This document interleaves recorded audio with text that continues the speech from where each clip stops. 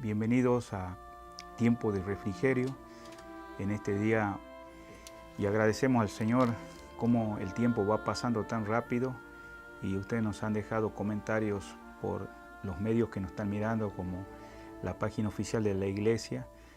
Si estás ahí en estos momentos en vivo, envíanos al Messenger o de una manera personal, o también lo puedes mandar en la parte de abajo en los comentarios y serán respondidos al final. Igualmente, aquellos que nos siguen por el medio del YouTube, también los pueden enviar a los comentarios en el costado, y también los pueden hacer a través del teléfono que va a aparecer en la parte de abajo, que es por WhatsApp. Gracias por aquellos que nos mandan saludos o preguntas en relación a estos temas que hemos estado trayendo cada lunes a las 20 horas. De paso, quisiera decirle, si usted o hermano está por primera vez acá, le invito a que mire los programas anteriores. Son como de unos 20 a 25 minutos para que vaya comprendiendo todo este tiempo, que no solamente es un tiempo de devocional, pero también cómo aprender a escudriñar las Escrituras. Estamos en el tercer paso en esta noche. Entonces le invito a que abramos nuestra Biblia acá en 2 de Timoteo, capítulo 4, versículo dice: Te encarezco delante de Dios y del Señor Jesucristo, que juzgará a los vivos y a los muertos en su manifestación en su reino, que predique la palabra, que inste a tiempo y fuera de tiempo, redarguye, reprende, exhorta con toda paciencia y doctrina, porque vendrán tiempos cuando no sufrirán la sana doctrina, sino que se amontonarán maestros conforme a su concupiscencia, y apartarán de la verdad el oído y se volverán a las fábulas. Que el Señor bendiga esta porción de su palabra. Como ustedes saben, esta es la última carta que Pablo escribe antes de su partida. En relación a saber un poquito en qué año fue escrita la carta, de dónde la escribe, también a quién se la está escribiendo, la situación en la que estaba pasando, en este caso el lugar donde estaba, si esta carta estaba escrita en Roma o de otro lugar, su situación política, el gobierno, y bueno, las razones por las cuales está escribiendo esta carta a Timoteo. Y son cosas que nos pueden ayudar a entender un poquito más. Y qué corazón la vida de este hombre, un siervo del Señor, que no solamente había sido un hacedor de discípulos, pero en esta oportunidad está con aquellos hermanos que él los tomó como un hijo espiritual. Como ustedes saben, esta carta tiene un promedio escrito en el año 65, 75 después de Cristo. Entonces Pablo estaba a punto de partir. Si usted nota el versículo 6 dice: porque yo ya estoy para ser sacrificado y el tiempo de mi partida está cercano. Sabemos que a veces hay personas que antes de partir, ellos no solamente el hecho de que ha corrido la carrera por delante, pero él está deseando lo mejor para Timoteo, ya que él iba a ser aquel pastor con la cual iba a continuar el ministerio, a la cual Dios lo ha llamado. Si usted nota algo en el versículo 1, dice: Te encarezco delante de Dios y del Señor Jesucristo. Él sabía quién era Timoteo, sabía del trasfondo con la cual él venía. Su madre era Eunice, su abuela Loida, eran judías, pero no le habían inculcado el judaísmo, sino para que ellos vinieran al conocimiento del Señor. Y Pablo tomó la vida siendo de padre griego, Timoteo, usted puede verlo en la carta de Hechos. Y de paso decirle que Timoteo, digamos, era un hermano llamado al ministerio. En la primera carta menciona que se había puesto su mano, ya que había sido encomendado a la obra del Señor. También, por otro lado, vemos en el capítulo 3, donde Pablo insiste, digamos, de que en los últimos tiempos, y principalmente todo el capítulo 3 habla de características de personas, más de 18 características en relación a los acontecimientos de los últimos tiempos. Y estamos viviendo en tiempos peligrosos, tiempos difíciles. Entonces él sabe el corazón de Timoteo, con la cual no debe perder de vista, y dice que él debería estar delante del Señor, que va a juzgar a los vivos y a los muertos en su manifestación, en su reino. Nosotros caminamos en la presencia de Dios, querido amigo, pero también, estimado hermano, y si usted no es un creyente, un día vamos a enfrentar aquel que va a juzgar a los vivos y a los muertos. La Biblia dice en Hebreos 9:27 que está establecido a los hombres que mueran una sola vez y después de esto el juicio. Mi pregunta en esta noche, ¿estás preparado para enfrentar la eternidad? Bueno, el versículo 2 dice que prediques la palabra, que inte a tiempo y fuera de tiempo. Esta palabra principalmente es predicada el mensaje de las buenas noticias, el Evangelio, quien Cristo murió, fue sepultado, derramó sangre preciosa en la cruz del Calvario y resucitó al tercer día. Y Él quiere darte la vida eterna. Por eso le dice a Timoteo que predique las palabras. Quiere decir que Timoteo, él fue un hombre salvado, un hombre regenerado, nacido de nuevo. Y ahora él está escuchando de su padre espiritual. Timoteo, presta atención con oídos del corazón, lo que Pablo está instruyendo a través de esta carta. Dice que prediques la palabra. En otras palabras, no solamente en un momento oportuno, sino fuera del momento, en cualquier circunstancia. ¿Por qué? Dice, porque dice ahí, redarguye, reprende, exhorta con toda paciencia y doctrina. De paso, quiero decirle a alguien que va a estar enseñando la palabra de Dios, si usted nota los comentarios que Pablo escribe a Timoteo, si ustedes saben, digamos, note el capítulo 1, versículo 1 de 2 Timoteo, dice, Pablo, apóstol de Jesucristo, por la voluntad de Dios, según la promesa de la vida eterna, que es en Cristo Jesús, a Timoteo, amado Hijo, gracia, misericordia y paz de Dios, Padre de Jesucristo nuestro Señor. Con esto en mente, el versículo 2, Pablo en muchas cartas, escritas a los hermanos de Efesios, escrito a los Corintios, a los Filipenses y otras cartas que él escribía, siempre en sus cartas se destacaba gracia y paz de Dios Padre. Si usted nota, le animo a que usted revise en las cartas escritas. Pero hay algo que marca la diferencia y es de aquel que en este caso ha sido llamado al ministerio, al ser anciano, pastor, obispo en una congregación. Dice misericordia. Por eso el versículo 2, cuando dice acá, redarguye, reprende, exhorta con toda paciencia y doctrina.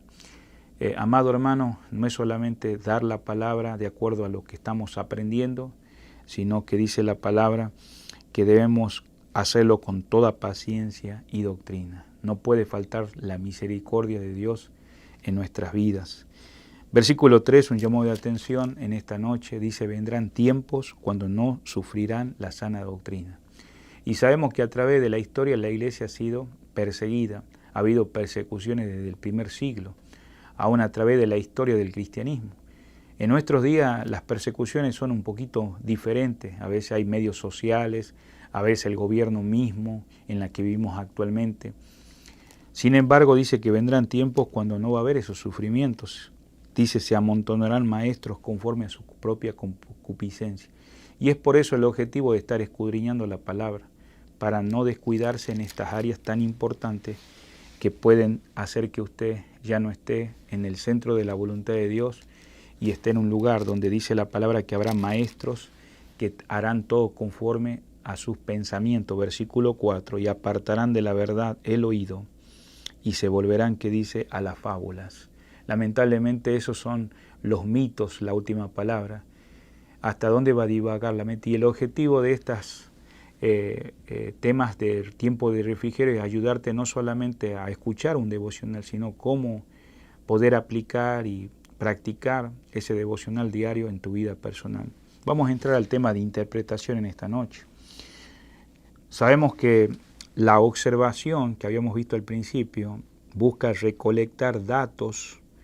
La interpretación, que es la que nosotros hemos estado mirando, busca explicar esos datos. Ahora continuamos con aplicación.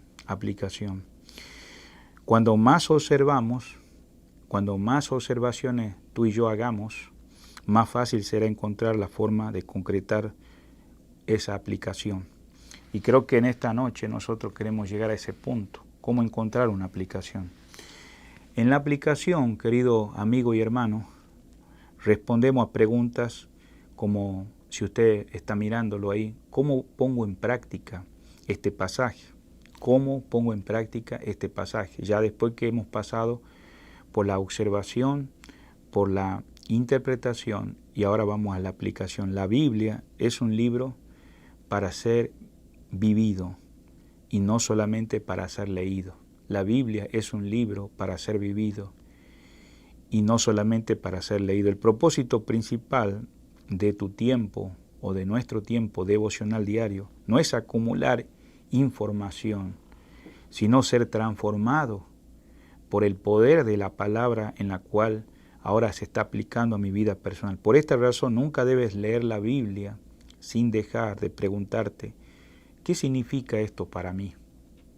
¿Qué significa esto para mí? Entonces estamos entrando a la aplicación. ¿Cómo lo vivo ya después de que he observado, he interpretado? Saltear este último paso es muy peligroso, querido amigo y hermano. Usted dirá, ¿por qué, hermano Mario? Bueno, porque es muy probable que el Señor no te muestre algo nuevo hasta que hayas puesto en práctica aquello que ya te ha venido enseñando o aquello que ya tú lo habías escuchado. ¿Cómo sé esto? Sería la pregunta. Lo sé porque Jesús dijo que para ser su amigo, es decir, si tenemos comunión con Él, y yo le invito a buscar en San Juan 15:14, dice la palabra de Dios en este versículo, que probablemente usted lo ha leído. Vosotros sois mis amigos si hacéis lo que yo os mando, si hacéis lo que yo os mando. En otras palabras, es sinónimo de ser obediente. Si piensas que en este caso nos estamos equivocando al decir esto, usted léalo con detenimiento. En otra versión dice, ustedes son mis amigos si hacen lo que yo les mando. Vamos a tener una serie de preguntas en estos momentos, pero siempre pregúntate cuando estás frente a ese pasaje ya al final, después de haber ido por la observación, interpretación, ¿cuál es el mensaje de Dios para mí hoy? ¿Cuál es el mensaje de Dios para mí hoy? Y ahora vamos a ponernos a pensar de una lista tal vez de 12 preguntas que te serán de gran ayuda. Como en algún momento dije, que todas estas preguntas que hemos hecho en las anteriores enseñanzas, que no sea una regla, sino una ayuda. Úsala después de haber observado detenidamente el pasaje y encontrarás su significado. Por ejemplo, en primer lugar, una pregunta sería, ¿encuentro algún atributo por el cual yo debería alabar al Señor? Segunda pregunta, ¿encuentro una bendición por la cual debería obedecer, o debería agradecer? Ahora, cuando estamos haciendo estas preguntas, siempre pregúntate según el pasaje que termino de leer, porque todas estas preguntas son para hacerlas ya después de que hemos ido por la observación, la interpretación y ahora la aplicación. En tercer lugar, ¿encuentro algún conocimiento nuevo que debería recordar? ¿Encuentro un conocimiento nuevo que debería recordar? Cuarta pregunta, ¿encuentro algún pecado que debería confesar? Quinta pregunta, ¿encuentro algún mandamiento que debería obedecer? Sexto, ¿encuentro alguna oración que debería repetir? Séptimo, ¿encuentro alguna condición que debería cumplir? Octavo, ¿encuentro algún ejemplo que debería imitar o que debería evitar? Puede ser imitar o evitar. Noveno, ¿encuentro alguna promesa que debería creer y clamarla? Noveno. Décimo, ¿encuentro algún versículo que debería memorizar? 11, ¿encuentro alguna creencia que debería corregir en mi vida? 12, ¿encuentro algún desafío que debería enfrentar? Sabemos que esto es la aplicación y en cada una de estas preguntas son cosas que uno debería encontrar respuesta. ¿Qué debo creer? qué debo hacer, qué debo cambiar en mi vida, qué debo mejorar. O sea, la aplicación, querido hermano, es la respuesta personal a la verdad descubierta. O sea, la aplicación es la respuesta personal a la verdad descubierta. Para finalizar, un desafío que no sea un requisito para aprobar esto que estás aprendiendo cada lunes. Cuando tengas tu tiempo devocional, abre el libro en esta página, en este libro que es del Señor, y después pídele al Espíritu Santo que te ayude. Utilízala pacientemente cada una de estas preguntas que hemos podido aprender y que vimos en los 3 pasos. Y después de haberlo hecho, pregúntate si no vale la pena graduarse de ser un detective, porque realmente es casi como un detective. Entonces, finalizamos. Entonces, ¿cómo leer la Biblia efectivamente? 3 pasos, y ahí mirarás en un cuadro. 3 preguntas, 3 acciones, 3 énfasis. Por ejemplo, la observación, ¿qué dice este pasaje? Recolectar datos en el texto y su información. En la interpretación, ¿qué significa este pasaje? Sacar conclusiones, el autor y su propósito. Por último, aplicación. ¿Cómo pongo en práctica este pasaje? Vivir la verdad descubierta, como finalizamos en esta noche. En mí y en mi transformación. Que Dios bendiga este tiempo y nos miramos el próximo lunes. Que tenga buenas noches.